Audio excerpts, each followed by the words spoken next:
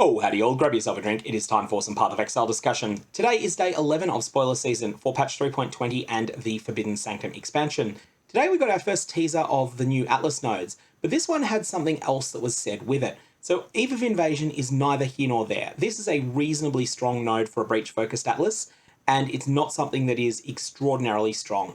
Note that it doesn't do anything unless the map already contains at least one breach, so it's something you want to use alongside breach scarabs. Maybe you would take this last while you're filling your Atlas out so that you can stockpile a whole bunch of breach scarabs to use once you get there. However, the bigger news that came with this was the news that up to 4 breaches will be able to be opened at once in patch 3.20. This is not something that's tied to the Atlas, this is just default behavior. So if you're running a map that has a lot of breaches in it, perhaps because Eve of Invasion's 1% proc chance goes off, or perhaps because you've used winged breach scarabs on a breach heavy Atlas, then you're going to find those maps are much faster to run. Honestly, that's the big news for Breach today, not Eve of Invasion, which is fine. You're going to take this on a breach-oriented Atlas, but it's just not going to be one of your very best nodes. The big news is that you can open 4 at once. The second piece of news is a change to where information will be coming from GGG in the future. Previously, it's mostly been posted to the PathOfExile subreddit. That place has deteriorated a little bit over recent times, and this post is a very diplomatically worded letter saying, Reddit, you're fired.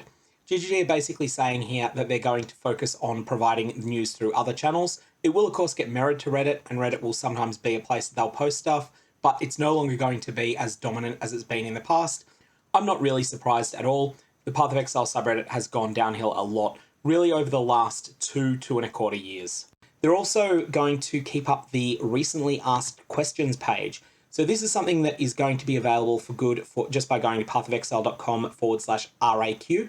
And that's going to have a whole bunch of information on questions that people have been asking.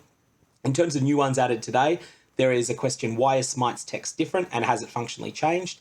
And the answer is no, it's not functionally changing. The second one was a common complaint about Eve of Invasion being in the wrong order. GGG have said that they will fix it, so it'll be in a coherent order on launch day. And the third one is, when is the server going down? The answer is 3 hours before league start. Next we have a divination card. Auspicious Ambitions may well be one of the 20 rarest divination cards in the game. That is my speculation, and that's based upon past precedents for items that award double influenced items, all being quite rare, especially ones that are item level 100. Auspicious Ambitions also will grant you an experimented base. Experimented bases are the heist exclusive bases. Most notably, this is the pneumatic dagger, hollow point dagger, and pressurized daggers. These are the elemental poison daggers that are really good. There's the Void Fangs, which are a bit off meta at the moment, but are pretty good in some environments. They're the Poison Claws. There's the Oscillating Scepter, which is phenomenal. And there's 3 types of really good shields that are available there. Now, this item is going to come double influenced. I always think of double influenced items as crafting puzzles. These are something that you need to try and solve because they're not inherently good on their own. But sometimes there's ways to use Harvest or Fossils to quite deterministically force specific mods on the item. And at that point, you can end up with something that's quite good. For example, pristine fossils tend to be really good on shaper versions of these shields. So that's Auspicious Ambitions. This is going to be a fun card, but fair warning, this is likely to be very rare. I'm expecting it to be comparable in rarity to the Apothecary. Now, it's not going to be comparable in value to the Apothecary, and that's because the Divination card Further Invention is comparably rare to the Apothecary. And that's the other card that I can think of that grants an item level 100 double influenced item. That one specifically grants a helmet. The other thing of note here is that the artwork appears to depict the Eater of Worlds, the Searing Exarch, and also the Maven, with the Maven first and foremost in front of all the rest of them. So that makes me think that this could drop from Maven-related content.